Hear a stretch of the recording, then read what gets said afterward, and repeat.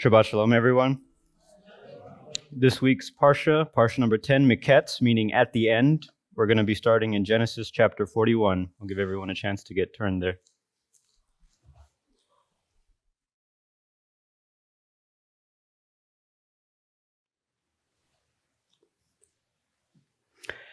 At the end of 2 years, Pharaoh had a dream.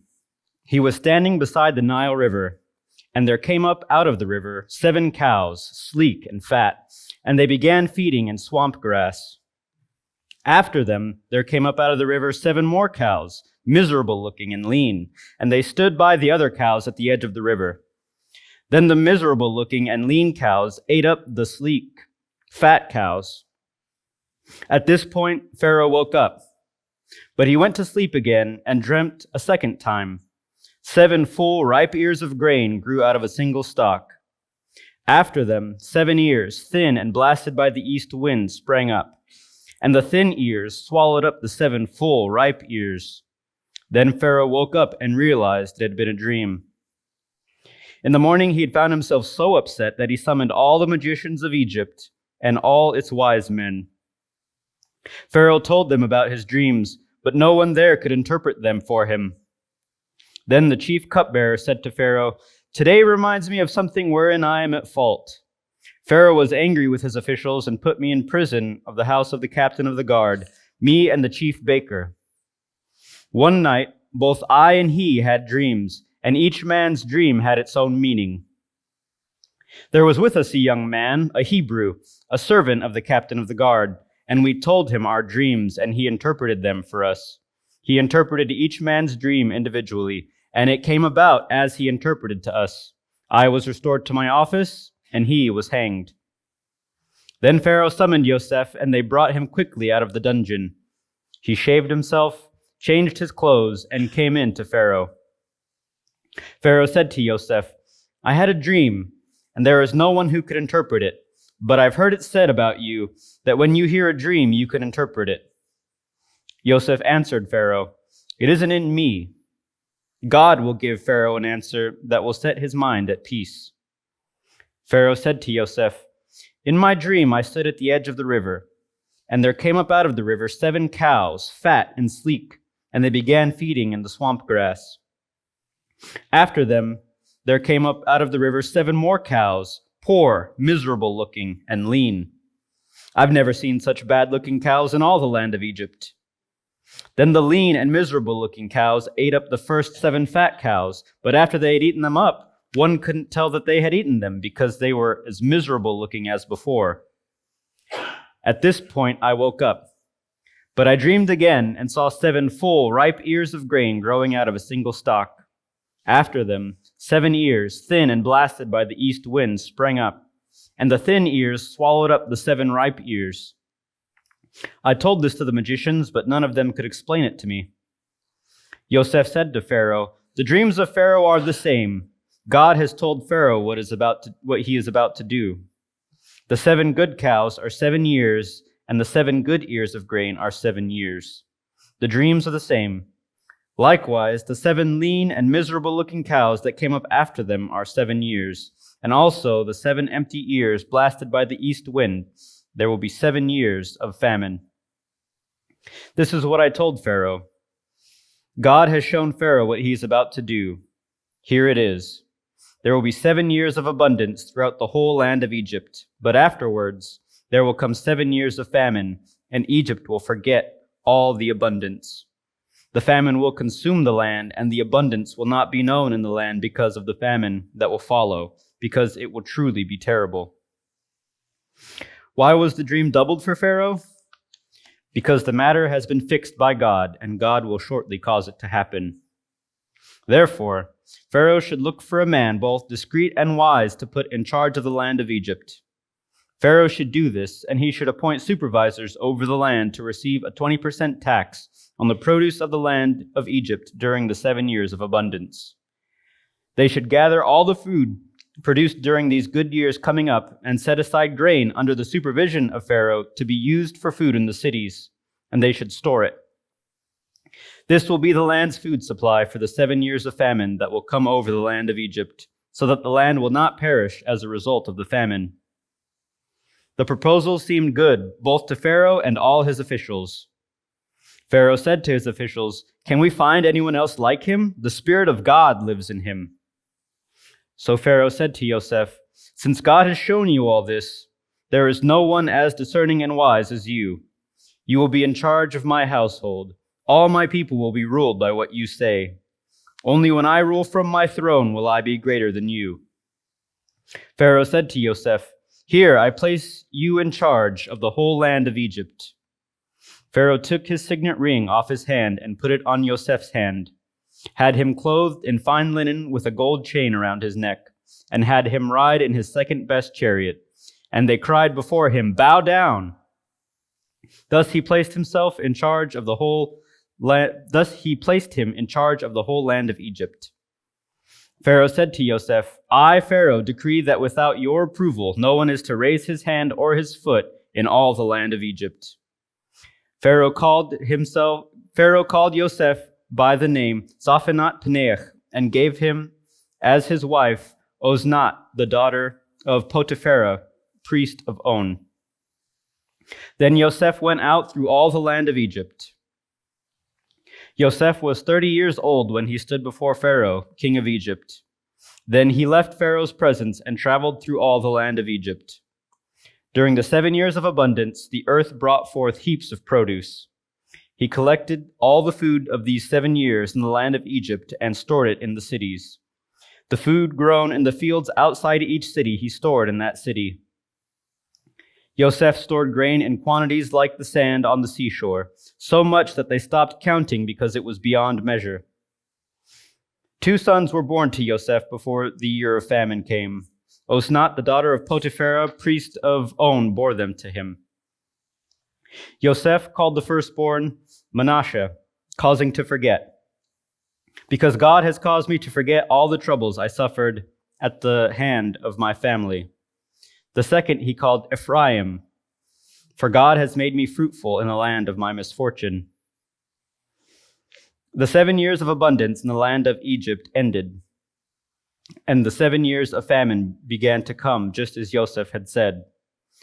There was famine in all lands, but throughout the land of Egypt there was food.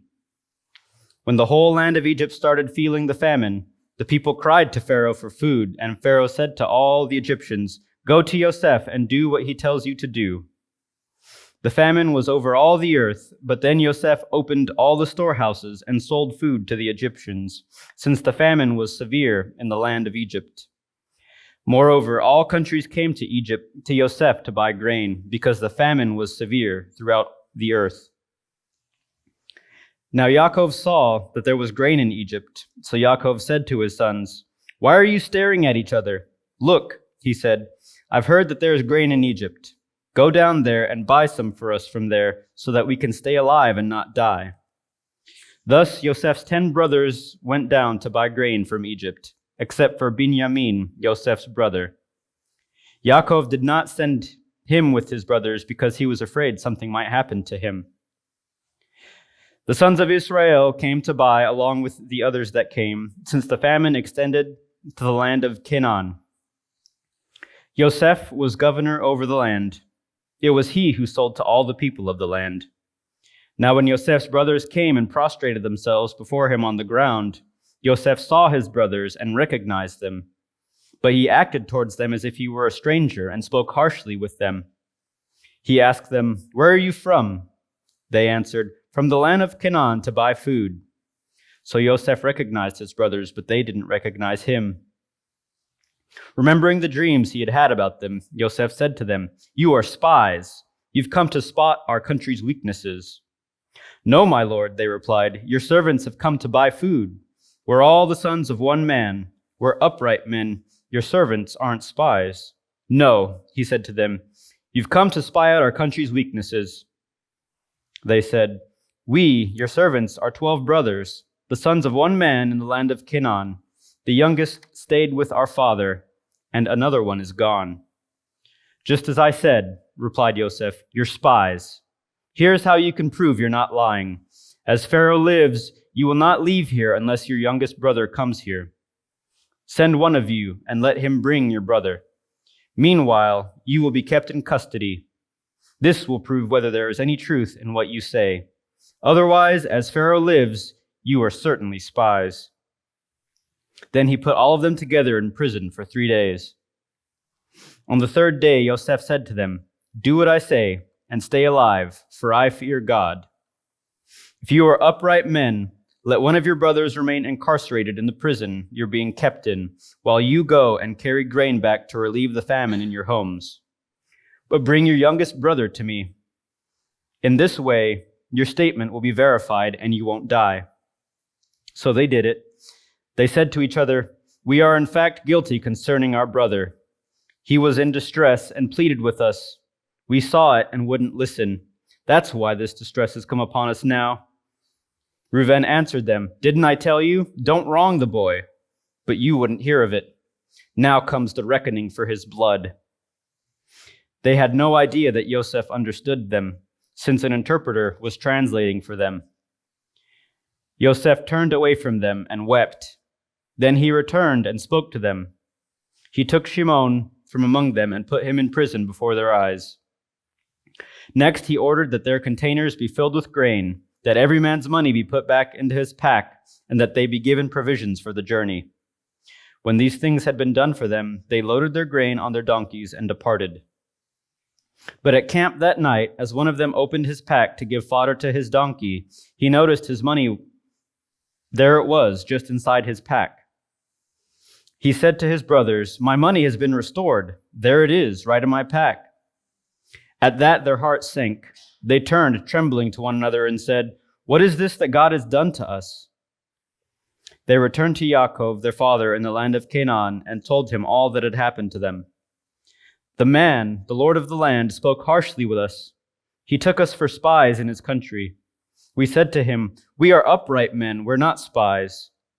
We are 12 brothers, sons of our father. One is gone, and the youngest stayed with our father in the land of Canaan.'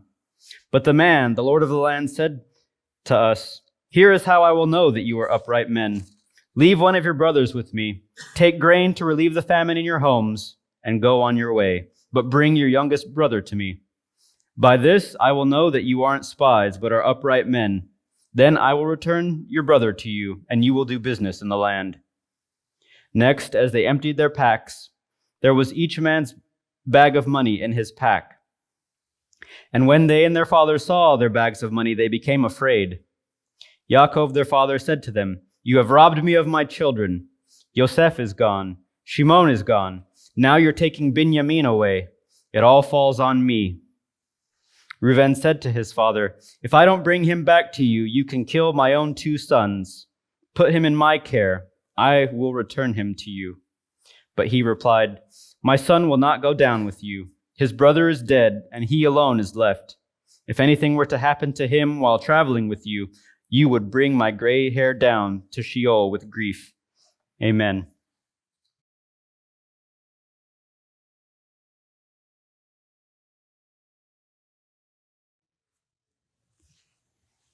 This Torah portion essentially is about how Israel wound up in Egypt and how they would remain there for about 400 years. And ironically, while Egypt eventually became Israel's oppressors, on the other hand, Egypt served as a kind of an incubator where Jacob's family would expand from a family to a clan to multiple tribes and then to an enormous nation. Now, 2 years have passed from the end of the previous chapter, and Joseph is no longer a naive teenager, but rather he's around 30 years old, with prison still being his lot. And interpreting dreams have so far been nothing but trouble for Joseph. But now that's all going to change. The Pharaoh has 2 dreams. They're disturbing to him. They were so real that after he woke, he was relieved to realize they were just dreams. Yet the content was such that he felt he had to pursue the meaning. And he calls all of his sorcerers and his wise men to tell him the meaning of these dreams. And these two groups of men that the Pharaoh summoned were essentially his brain trust, his government cabinet. They represented the spiritual and the intellectual elite of Egypt, because in the ancient world, the spiritual and the intellectual were seen as organically connected. But they were stymied. Now, the religion of Egypt, the spiritual, consisted of much magic and sorcery to go along with all their gods and goddesses. And the Pharaoh, as all of his subjects, believed strongly in the ancient mystery Babylon-styled religion of Egypt. So it was just an integral part of life. And believers, we could learn much from the unwavering commitment these pagans had to their religion. Even though they were deceived, they were essentially following wicked spirits, because their dedication to their belief system was not compartmentalized. It wasn't dragged out only at times. It was how they made their everyday decisions. Now, the wise men were not representatives of primarily the spiritual world of the gods. Rather, they were the Egyptian intellectuals. They more represented the worldly knowledge, the science, the technology that had been developed to such a high level in Egypt. Pharaoh tells these wise men about his dreams. They could not decipher the meaning. And the chief cupbearer, who had been imprisoned by Pharaoh 2 years past, now understandably reluctant, he steps forward. He tells the Pharaoh about this fellow Joseph, who accurately interpreted his and the chief baker's dreams. Pharaoh immediately orders Joseph to be brought before him.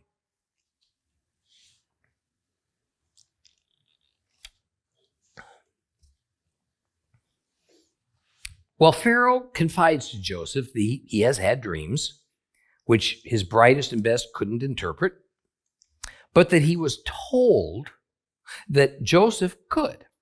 Now, Joseph answers completely truthfully, it's not me. It's not me. Okay? It's God that will give Pharaoh his answer. Now, here stands the imprisoned Hebrew slave and Joseph in the company of the Pharaoh and the most admired religious leaders, the highest elite intellectuals in all of Egypt, being asked to do what they couldn't possibly do because they weren't equipped to do it. Since indeed these were prophetic dreams of holy truth that were given by Jehovah to Pharaoh, how could the simple, entirely inadequate employment of worldly knowledge and of false, though sincere, pagan religionists possibly fathom their meaning? It can never be so. But it forever will be that only the children of God in spiritual union with the Father can know truth.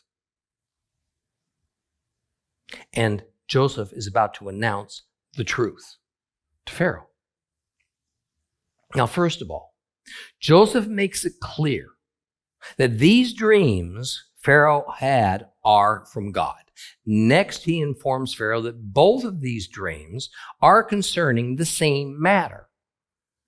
It's a coming time of great famine. Now, the first dream used cows as a metaphor. First, 7 healthy ones and 7 sickly ones. Second dream used corn. First, 7 healthy stalks of corn, then 7 sickly ones. And it was important that there were 2 dreams, because one concerned the livestock, the other concerned the field crops.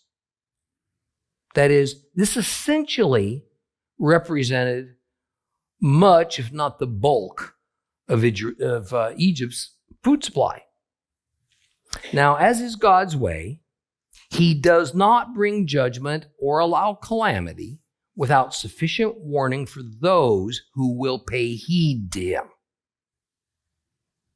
So God says he's going to see to it that there will be 7 wonderfully, unusually abundant years of food growth and harvest. Now, this is going to be followed with 7 years of catastrophically low food production that will result not just in famine for Egypt, but also for the entire known world.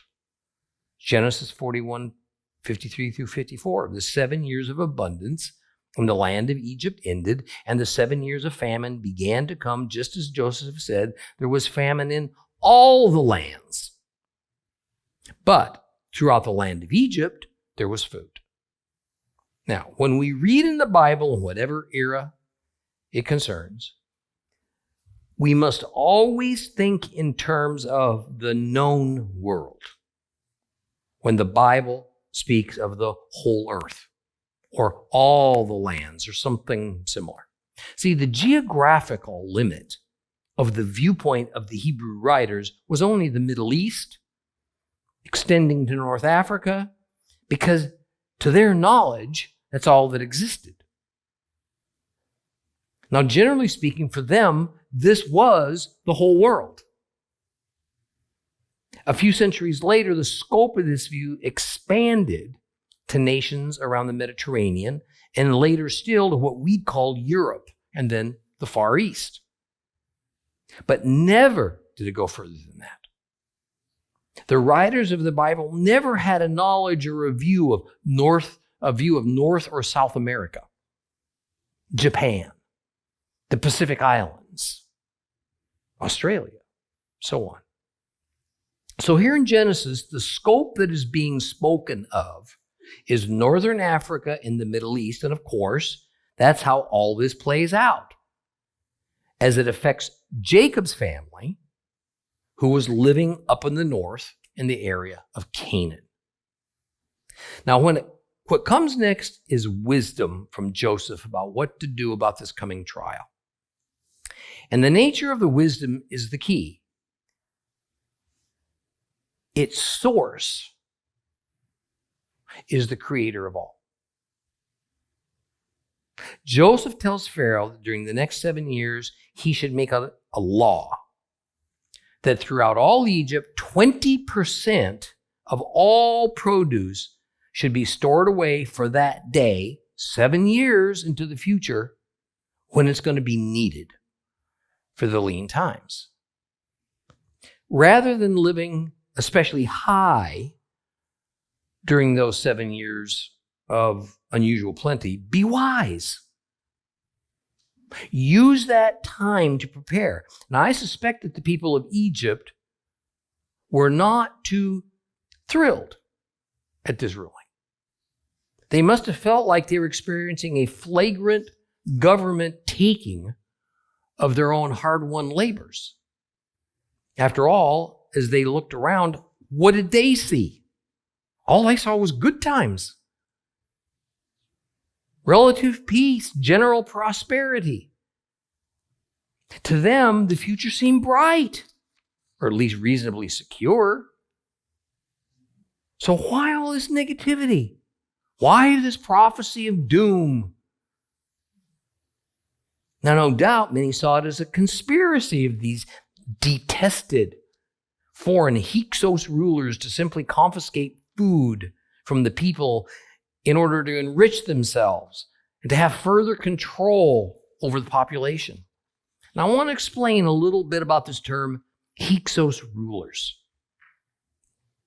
because it is central to understanding Israel's time in Egypt. Okay, at the time of Joseph, Egypt, catch this, was ruled by Semites. Semites, descended from Shem, son of Noah, They were not ethnic Egyptians. I'm going to say it another way. The Pharaoh of Egypt at the time of Joseph was made ruler of the land. He was not an ethnic Egyptian. There are several written records of that time, which were authored, handed down, preserved by private Egyptian citizens, and they tell the story of these foreign rulers, the so-called Hyksos rulers.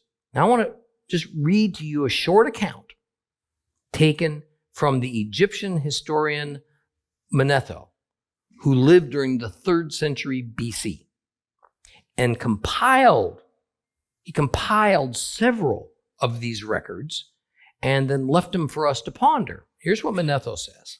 He said, "We had a king called Ptolemaeus, and in his reign it happened. I don't know why God was displeased with us.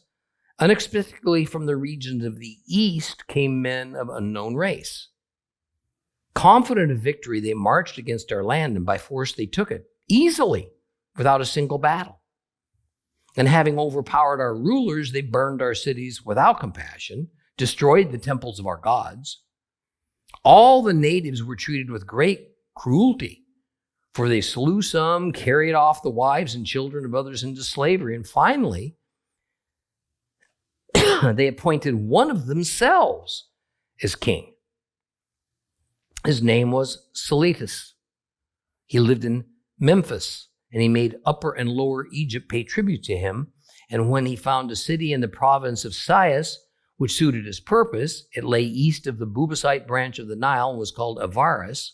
He rebuilt it, and he made it very strong by erecting walls and installing a force of 240,000 men to hold it. Seleucus went there every summer, partly to collect his corn and pay men their wages, and partly to train his armed troops and terrify foreigners." See, here we have this very emotional and condensed recounting of the conquering of Egypt by Semites from Asia. We even have the name of the conquering king, Seleucus. Yet in God's unfathomable divine providence, this set the stage for Joseph to assume a powerful position and for Israel to survive and grow in Egypt for over 4 centuries. Back to the flow of our lesson now. How difficult it is to believe God sometimes instead of our eyes, especially when things are going fairly well. We're comfortable. We have a sense of security. Therefore, we have to give the Pharaoh a lot of credit for taking Joseph seriously, for acting on his concern, as opposed to just pondering it and pondering it and pondering it. I wonder, would we have the faith to do what this heathen Pharaoh was about to do? Would we have the faith to hear from God that a time of terrible tribulation was coming? And that we need to prepare by putting aside some of our time, our riches, our labors, our interests, and investing in preparation? Could we intentionally deprive ourselves when we are in the midst of abundance, when life's good? After all, what was being proposed was to take 20%, a full 1/5 of everything produced, and putting it away, because a Hebrew has told Pharaoh that many years from now, something bad's going to happen. Now, beloved, I sure hope we can do something similar, because we have been warned.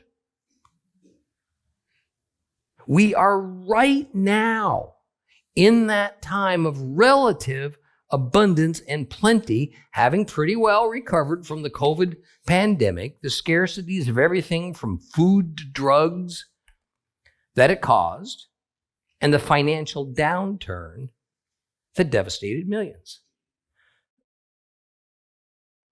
God has graciously shown us his prophetic word.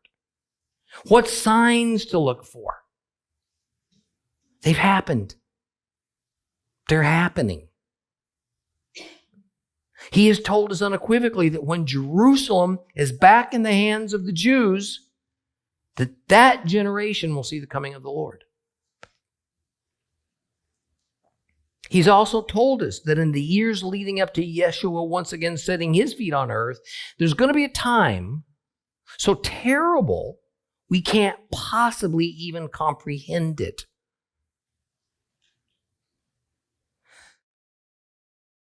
He told us to prepare.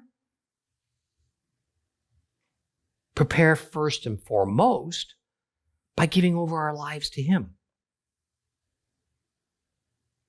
But also by following the wisdom that comes from God.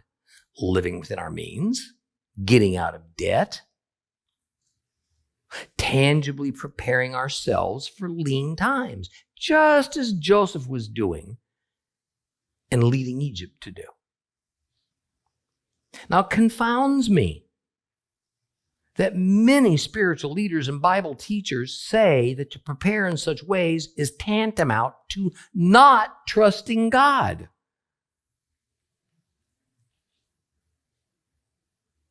That is, it's caving into our fears. To that I say, nonsense. The Bible teaches us just the opposite.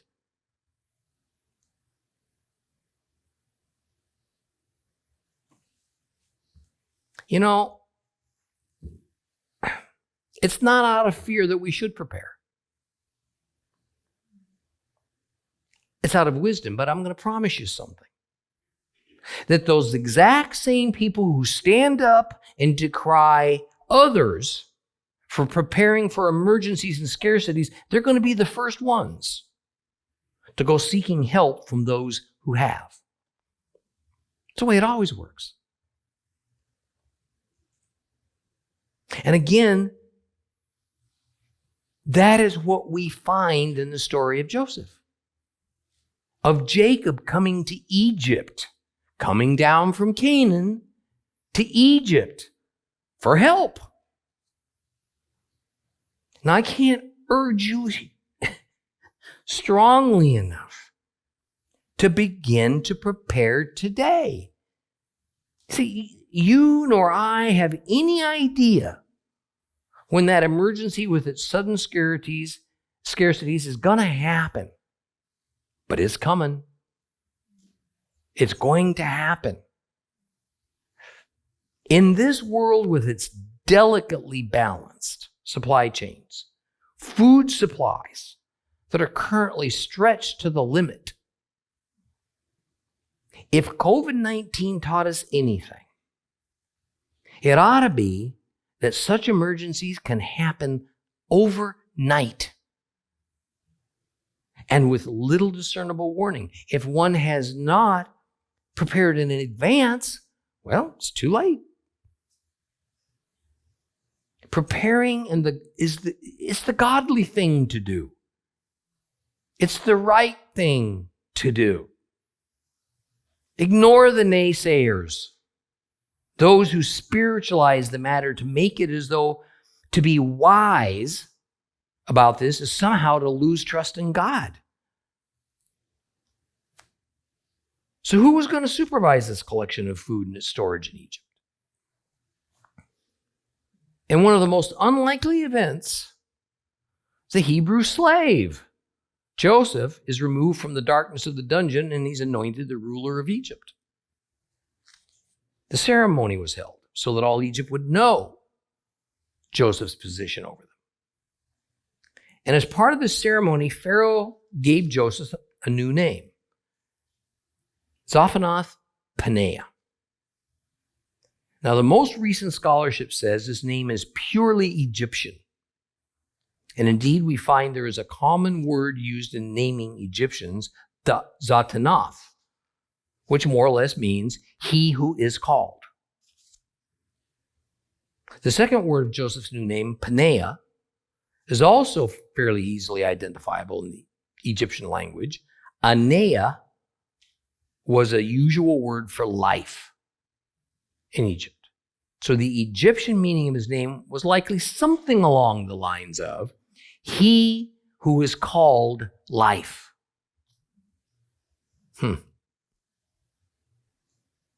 So to seal Joseph's appointment now and make it permanent, and without doubt to achieve Joseph's loyalty, Pharaoh gave Joseph a wife, Asenath, daughter of a priest. Now this priest was of the temple of On. This was the city of the sun god. And at the time, this temple was to honor the god Re, later called Atum Re, who was the highest Egyptian deity. Later, the city of On, which was about 7 or 8 miles north of Cairo, would become known as Heliopolis, or City of the Sun. So Joseph married the daughter of the priest of the sun god, Re. 6 years pass. It's 1 year before the onset of the famine. Joseph now has 2 sons by this Egyptian wife. The firstborn being Manasseh, the younger being Ephraim. And by the way, these are Hebrew names, not Egyptian. However, due to the customs of those days, that means, that remains the same to this day. For Hebrews and many other cultures, the mother's nationality and genealogy determined that of the children. So despite their Hebrew names, these 2 boys were without question considered as Egyptian children.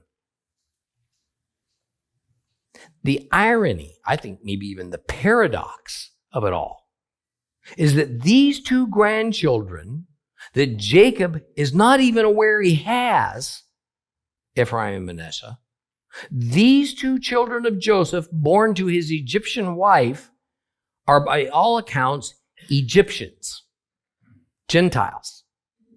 But yet, they will go on to form 2 of the 3 largest tribes of Israel and become the most prominent in the land of Israel. Notice also that the Torah is clear on 2 important points in verses 51 and 52. First, Ephraim means fertile or fruitful. It carries the sense of abundance. Now we're going to see this carry over into Jacob's prophetic blessing of Ephraim later on in Genesis. But also note that Joseph in no way viewed Egypt as his enemy. Rather, he sees Egypt as a friend, even a place of comfort. So while we'll eventually see the Hebrews become Egyptian slaves, we'll also find in the Bible a certain favor of God towards Egypt, especially in the end times. Well, the famine hits, just as God said it would. And notice how the distribution of the stored up grain occurred. It was rationed. It was sold back to the people who grew it in the first place. The grain was not given away as though the people of the land had established individual savings accounts. Egyptian records of that time describing the famine and how the grain distribution was handled have been found. And they completely vindicate the biblical record. What we know is that as the Egyptian people ran out of money, they gave up their starving cattle to Pharaoh in exchange for grain, the staple food. When they ran out of cattle, they gave up their land. And when they had nothing else to sell, they sold themselves into bond servitude to the Pharaoh. In this way, Pharaoh eventually owned all the land, all the wealth of Egypt.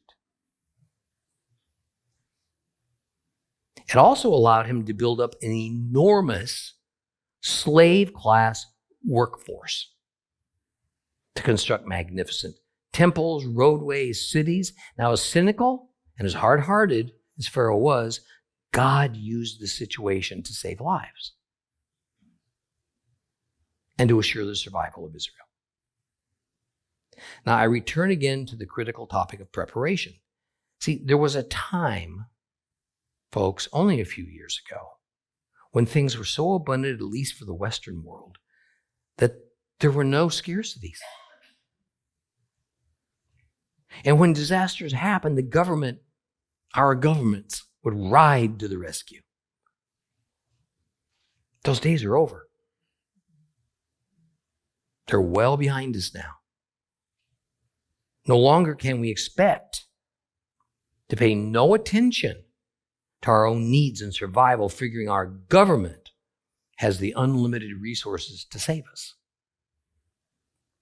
And while it's highly unlikely that we'd be selling our possessions and ourselves to our government in exchange for basic sustenance, yet we absolutely can find ourselves in a position of having to conform to our government's edicts, no matter how unethical, how immoral, how harmful or good for us it might be. Again, the reality of the COVID-19 pandemic showed us how quickly our jobs, our businesses, our children being allowed to go to school, our being allowed into supermarkets, onto airlines, can be controlled by a government. Now, while we can speculate and debate over the exact meaning and manifestation of what it's going to mean to wear the number 666 on our bodies, we do know this from Scripture, and its message is eerily familiar to us. Listen to Revelation 13, 16 through 18. It forces everyone, great and small, rich and poor, free and slave, to receive a mark on his right hand or on his forehead, preventing anyone from buying or selling unless he has the mark. That is, the name of the beast or the number of its name. This is where wisdom is needed. Those who understand should count the number of the beast, for it is the number of a person. And this number is 666. Now listen to me. By no means do I intend to imply that anything that has thus far been required by our governments is a manifestation of having to wear the number 666. I'm not saying that. Rather, I'm saying the table is set. The precedence is established for it all to happen. And how quickly and easily it can come about from a panicked population of people. It's a short distance from what we have already experienced to the reality of the end times mark of the beast. One final thought and encouragement. I wonder what most Egyptian people thought of Joseph during this time of famine. You suppose he got thanked by forcing them to save up grain, having it taken from them, to do less, rather to do with less during a time of plenty, thereby allowing them to survive later on? Or did he get looked at as a preparation freak?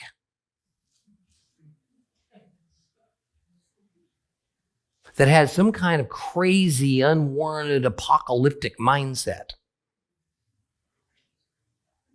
Those who prepare are never admired by the bulk of the population. But those who prepare are heeding God. Would you please rise? For more teaching and information, visit us online today. Come and be a part of our fellowship. Here at The Seed, enjoy worshiping and learning God's Word with us.